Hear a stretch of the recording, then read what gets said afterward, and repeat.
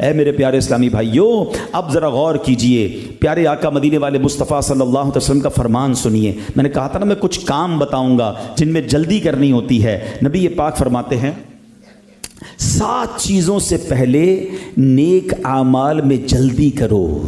تو کس انتظار میں ہو؟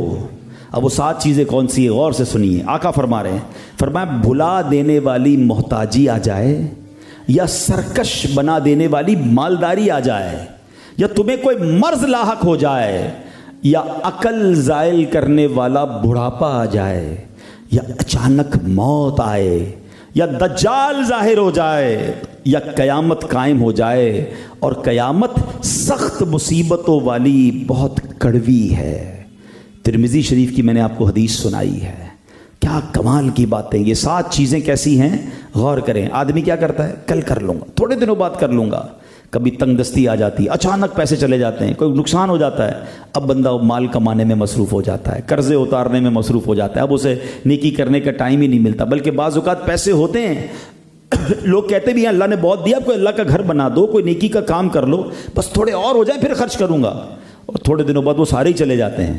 بندہ کہتا ہے یار جب ہاتھ میں پیسے تھے اس وقت اللہ کی راہ میں خرچ کر دیتا، میرے اگلے ہی اکاؤنٹ میں جمع ہوتے ہیں نا، میں اور آپ اللہ کی راہ میں خرچ کرتے ہیں، وہ کہاں جاتے ہیں؟ ہمارے ہی اکاؤنٹ میں جمع ہو جاتے ہیں جو آخرت میں ملنے ہیں۔ ادھر ہاتھ سے سارے چلے گئے ہیں، سارا زیرو ہو گیا، ادھر بھی جمع نہیں ہوا۔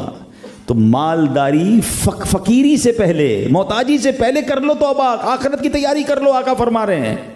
پھر فرمایا کہ کبھی کبھی مال بہت آ جاتا ہے اور بندہ اس کی دیکھ بھال میں ہی لگ جاتا ہے۔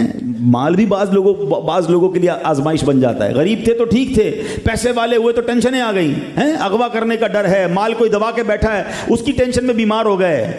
تو بعض لوگوں کے لیے ایسی مالداری جو سرکش بنا دے، اللہ اس سے بھی ہمیں محفوظ فرمائے۔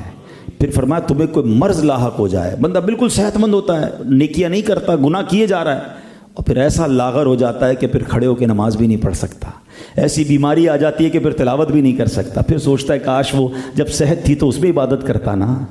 ہم غور نہیں کرتے۔ پھر فرمایا کہ اب سجدہ کرنے کی بھی طاقت نہیں، اور کچھ کہتے ہیں کل کروں گا، اور اچانک موت آ جاتی ہے۔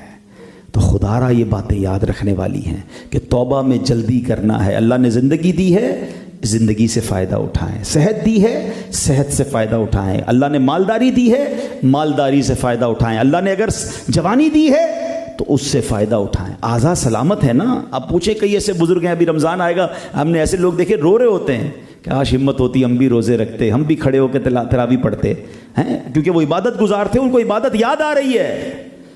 اور آج میرے آپ کے پیر سلامت ہیں پھر بھی کئی لوگ ہیں جو نمازیں نہیں پڑھ رہے، صحت ہے پھر بھی روزے نہیں رکھتے۔